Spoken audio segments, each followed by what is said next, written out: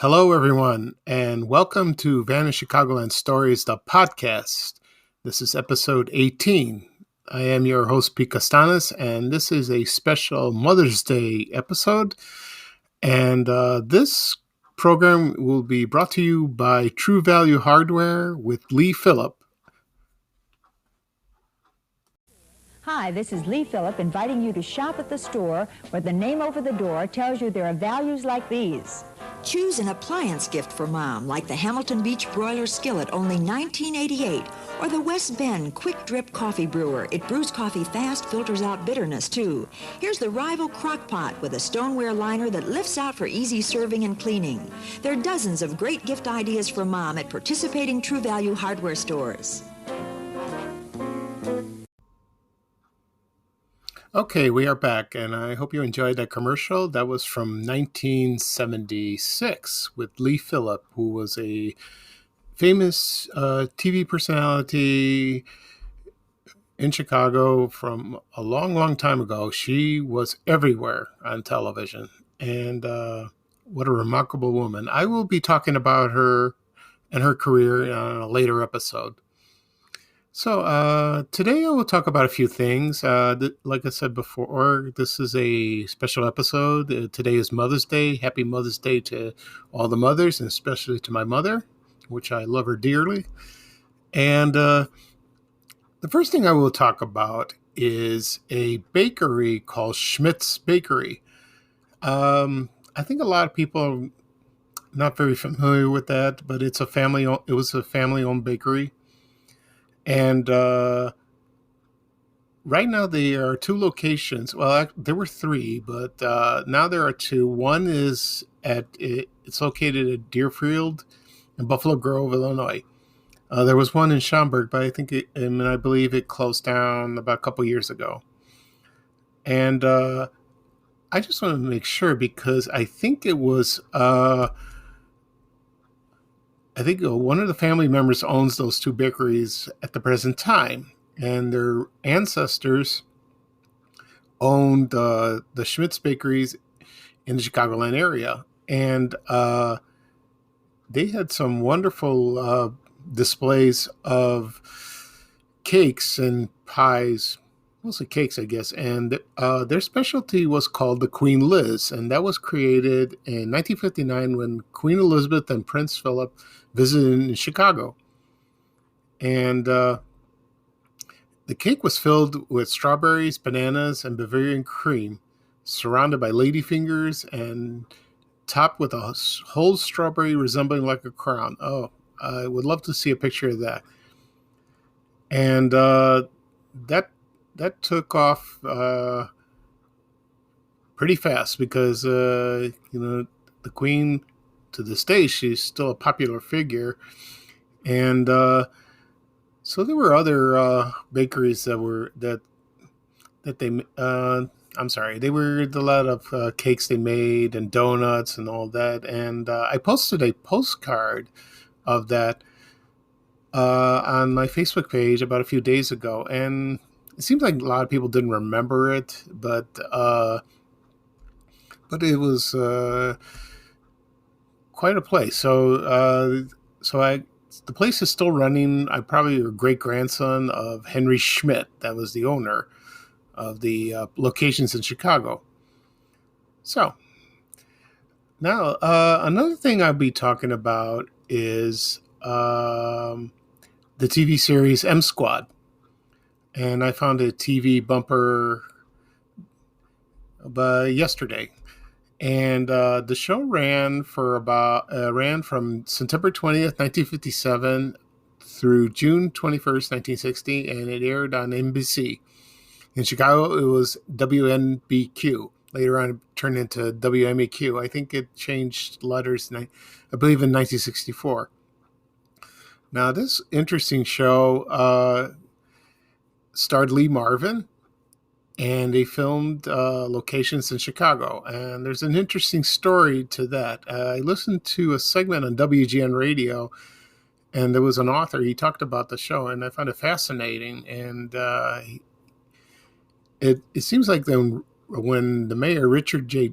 Daley, was not happy about the show because it put a bad light on in the city, which today, well, that doesn't hasn't changed much. So, and I guess maybe he was paranoid or he had a certain dislike to the show, but there was no financial backing from the city, no cooperation. So he put a halt to it probably around the third season, and then while the show aired, they probably reused footage of the locations. And I have the show on DVD. I bought it, like 2008, 2009 when it came out.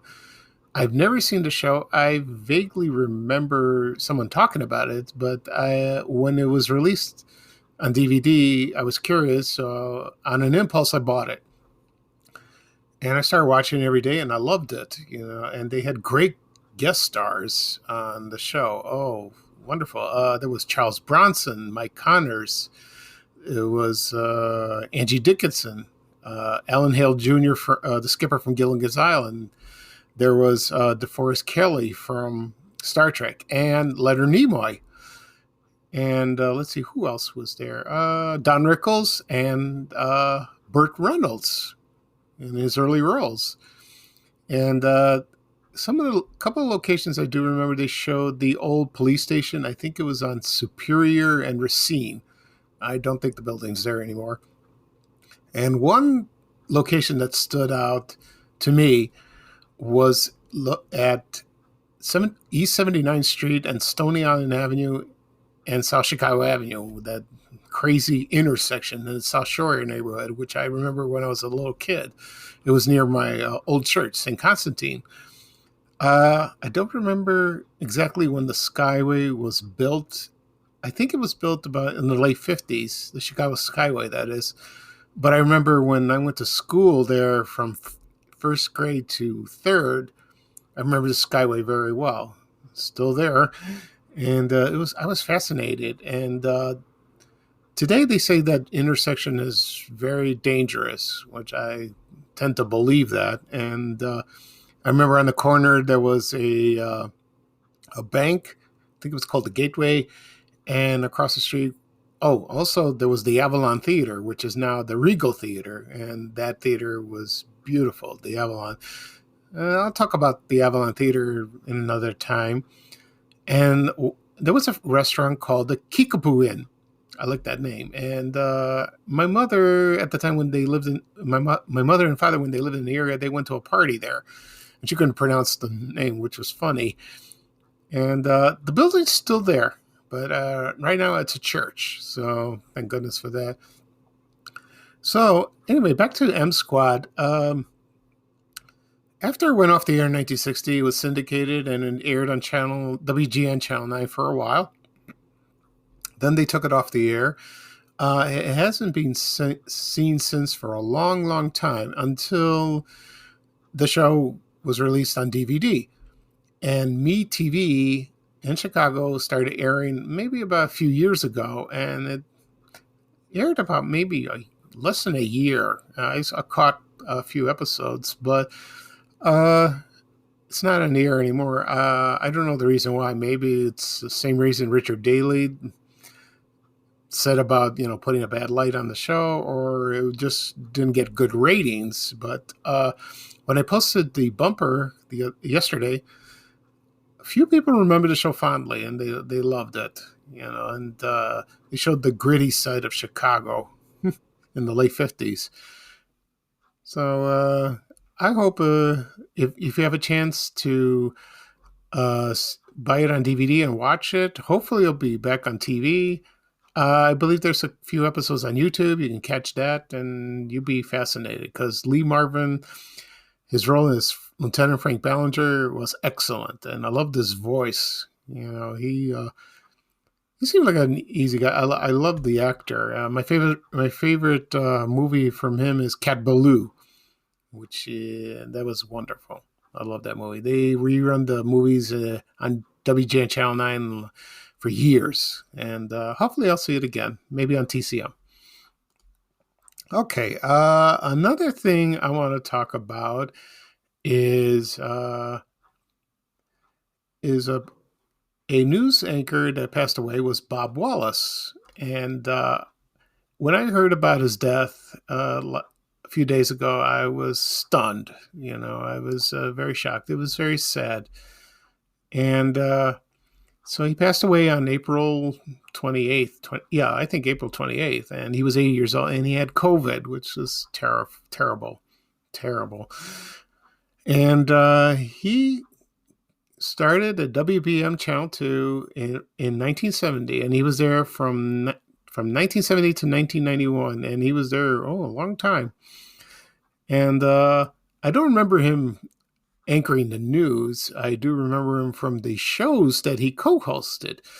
For example, there was Noon Break with Lee Phillip, and there was 2 on 2 and Backroads. I remember him 2 on 2, and on Noon Break, not really, because Noon Break was on at 12, and my mother watched the show. But the thing is, at the time we had one television set, and I watched Buzz's Circus, and that didn't go well.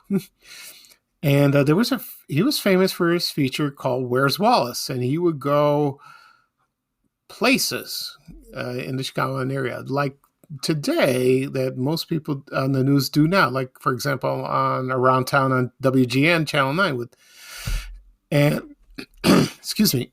And he did that before. I don't know if other people have done that before him. I don't think so.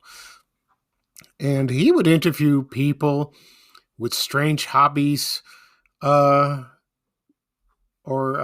some stores that are unique in the Chicagoland area. And he would participate in some strange stunts, and it was funny when he did that. He seemed like a serious man, but to me, he seemed like he had a lot of fun. And when I look at him, I started laughing and my favorite segment was every year around Thanksgiving, he would visit a turkey farm. I don't know where that was located. And one time he would ask the turkeys, how's everyone doing? And all the turkeys gobbled all together and then started laughing at that. And my brother remembers that very well. And I loved it. And there was a special, you can catch it on YouTube, that he did on Riverview, I loved it, and it showed clips, and he interviewed people that operated the rides. So I don't remember the rides, but he did a brief history on the amusement park, and I loved it. So you can catch it on YouTube, with Bob Wallace hosting that. I think it was a segment on 2 and 2, I believe. I don't know. So he was after that he also did a report called on the Shannon Rover Irish Pipe Band, which he later joined as a drummer. And I remember, when he wore that kilt and he played the drum, I started laughing. And someone asked him, Bob, what's under the Scottish kilt? And he just flipped the kilt. I don't know. And I don't know if he wore any underwear or not. I don't know. He might have or might not. It depends, and he would start laughing. So it's hilarious, what a wonderful man he was, And the last time I saw him on television was, he was on Chicago's Best on Channel 9, and he was interviewed by Elliot Bambrow. I think that's how you pronounce his name. He's a nice man. And they went to Gurney, and lo and behold, there was Bob Wallace, and he was talking to Elliot, and he smiled and laughed a little. He hadn't changed at all, and that was about maybe 4 or 5 years ago. He seemed okay. He seemed very nice. He seemed happy. That's a shame that he's gone. So he was a legend, and very versatile. Very versatile man. Okay, so all right. So the last thing I will talk about is, today is Mother's Day, and I want to touch on a few things. Like, I remember in the newspapers and television ads that they would advertise Mother's Day. Like, for example, sales from department stores. and not much about restaurants. Mostly the newspapers with the restaurants. So right a few days before Mother's Day will arrive, there will be restaurants and ads have they would have Mother's Day special brunches. They would receive free flowers, but you have to call ahead, make reservations because it's always packed. And like for my mother, she doesn't like restaurant food. She doesn't like to go out. I tried a couple of times, but she wasn't satisfied. She'd rather cook and feed us. And I know if it sounds terrible, but that's the way she is. She does this for out of love. And she'll probably do that. She will do that today. So I buy her Mother's Day card. Sometimes I used to buy flowers, but she didn't like us to waste money. So I just do for her. That was her wish. So I do that. So it's the appreciation. She loves that, because she's wonderful. As for the Mother's Day ads in the newspapers, and I remember mostly it was Marshall Fields. I posted a tin, like a candy tin, yesterday. They got beautiful things. I remember there was one item I saw on eBay or WorthPoint. It was ladies' white gloves, and and they were from Marshall Fields, and they looked so beautiful and elegant. Oh, but women don't wear gloves today, not at all. But when I see pictures of that, they look so beautiful and very pretty. So there was, like I mentioned before, there was Marshall Fields. They advertised it. Also Carson's, Litton's. What other stores? I'm trying to remember what downtown. Goldblatt's, Sears, Weebolt's, of course, and also like boutiques. I remember one boutique. I think a lot of people remember was Rosalie, and there was one at Fort City near my old neighborhood, and they were located. And the clothes from my mother, what she told me, the clothes were beautiful and very well made, and it was a wonderful store. So I remember on television ads, like for example, grocery stores like Jewel, Dominic's. There was Eagle Food Center, Cub Foods, you name it. So they also had, like for example, what items they had on sale. Now they had like appliances on sale. Now I don't know if today's mothers want to have appliances for Mother's Day. I know they don't want it for Christmas. They want something fun gifts. Like candy, flowers, a card, lingerie. Not standard traditional gifts like toasters, a blender. But they did that in the old days. And I posted a ad a long time ago from Gately's People Store that was in Roseland, and the ad showed was appliances for sale. Now, I posted that, and I had a lot of feedback from people. It was 50-50. Most of the women thought it was sexist and, not for today. I can understand that. But as the men, no. You can understand. But when you buy an appliance or something that's for the house, it's a necessity. You don't buy it on a special occasion. You just buy it any old day. But same thing applies for Christmas. Mother's Day, you buy something very special, very that a woman would enjoy. Okay, so that'd be all for today. I just give you a quick health update. I received the pills a couple of days ago. This will help my prostate cancer. It's been removed, but my PSA went up a bit. So my doctor suggested that, and I had to take 3 the first day, which was yesterday, and I take one in the morning every day until it runs out. There's about 30. So we'll see what happens, and I will be going to see him on June 30th And a week before, I will take a blood test, and then he will receive the PSA results, and we'll take it from there. Hopefully, it'll work. It would work. It will lower it. I don't know how long. It might be. He might prescribe some more just to be on the safe side. We'll see then.